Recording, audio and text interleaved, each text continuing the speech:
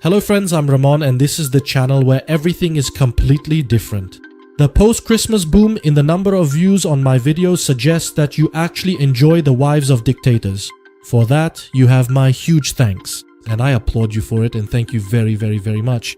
I really appreciate it. But now let's move on to the next part. Nadezhda was born into a family of impoverished nobility on February 26, 1869. She graduated from a girls' gymnasium in St. Petersburg and then made a living as a teacher.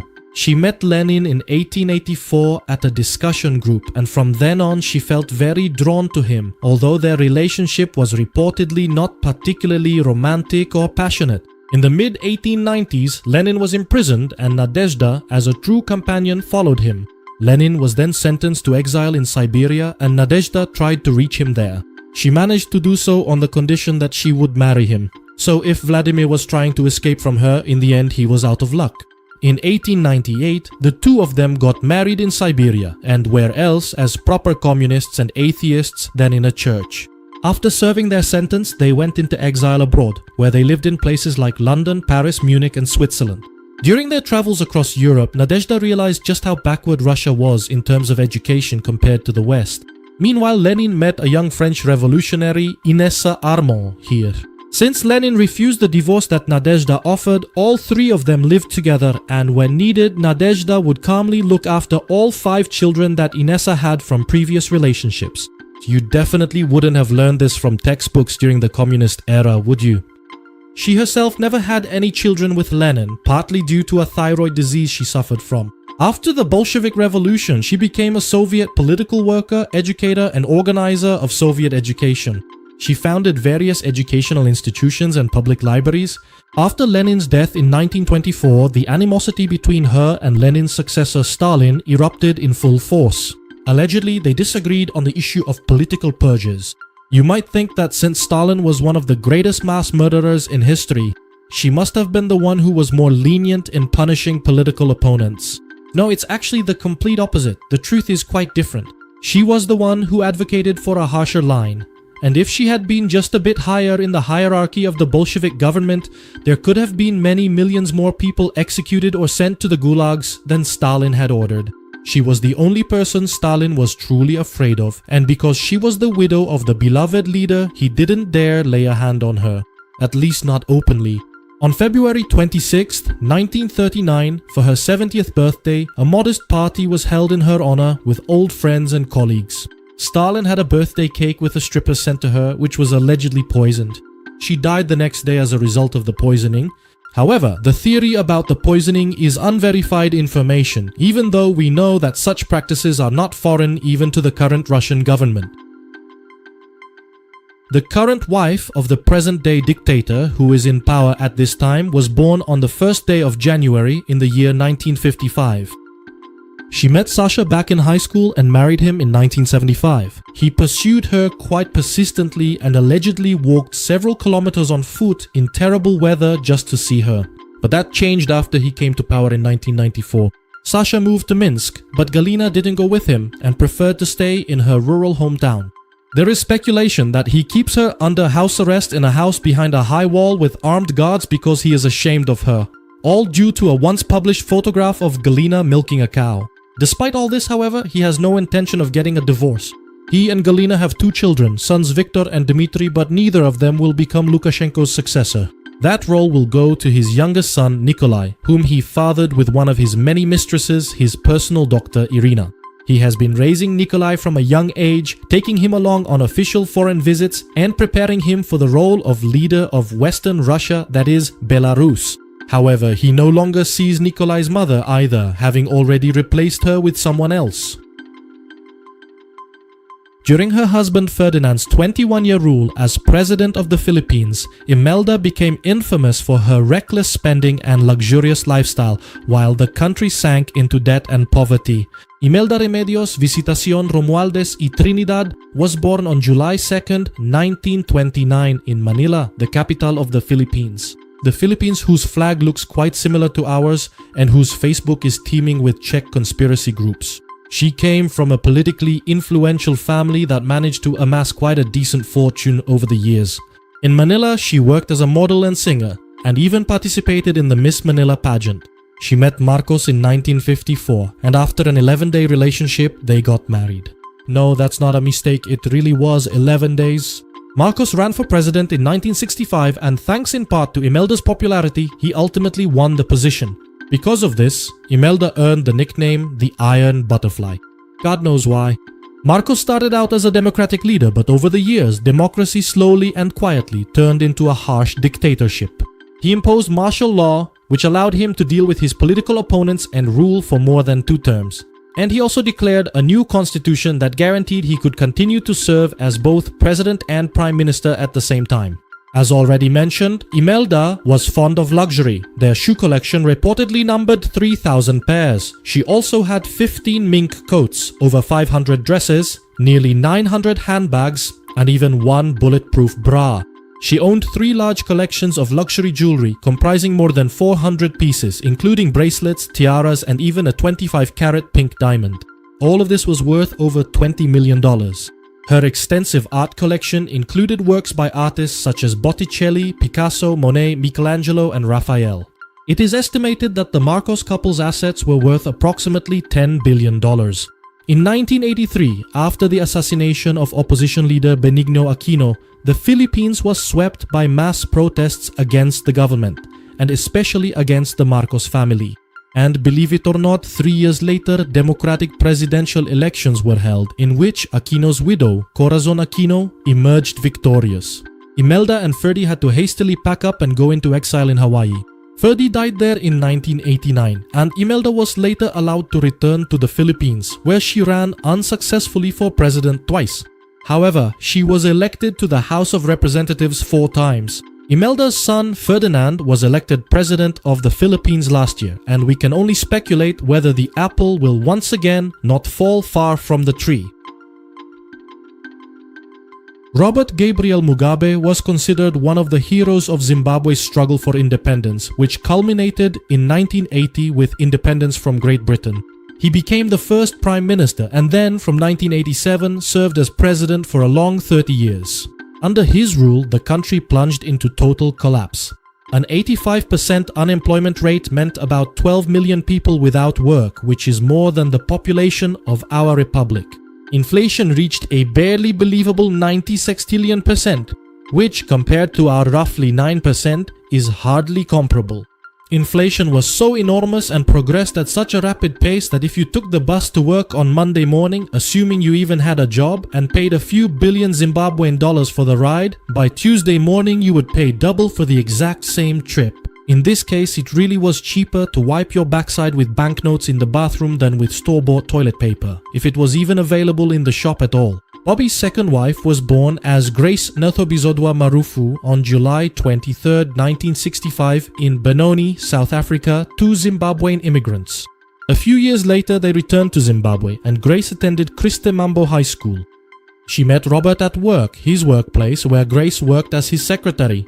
At that time, Robert was married, Grace was also married, and both already had several children. However, sparks flew between them, and although Grace initially resisted, after the death of Mugabe's wife Sally in 1992, she finally gave in to him for good. 4 years later, they got married in an opulent wedding that the local press called the wedding of the century. Bobby wanted a proper party in his old age and wanted to show off in front of his young bride-to-be. After all, he was already 72 and Grace was just 40 years younger.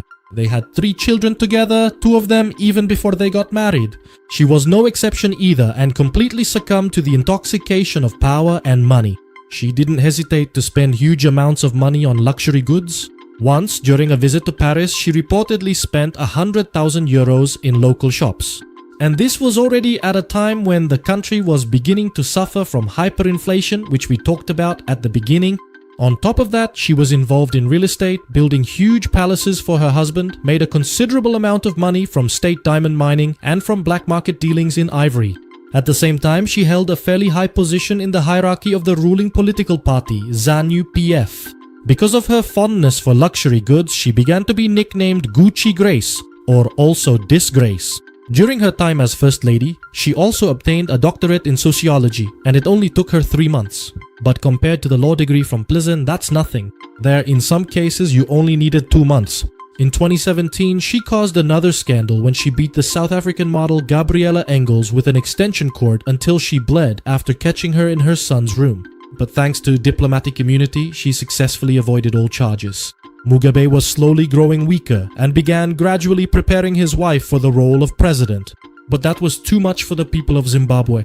A senile Bobby at the head of the state was one thing, but the unpredictable Grace in his place was another and worse.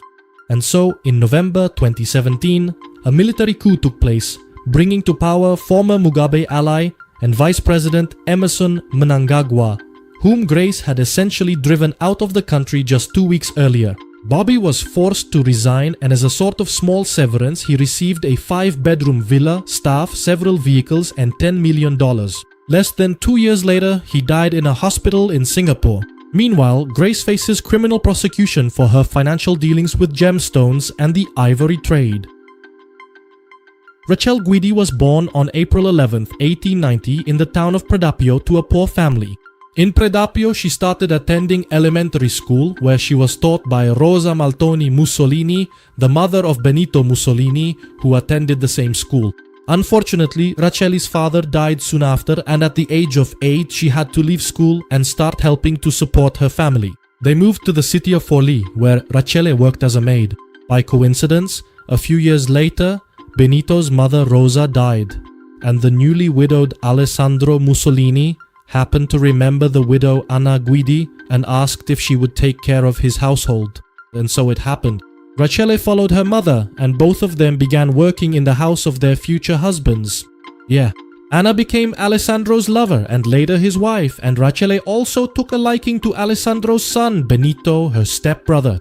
Does this remind you of one of those 500-episode South American telenovelas?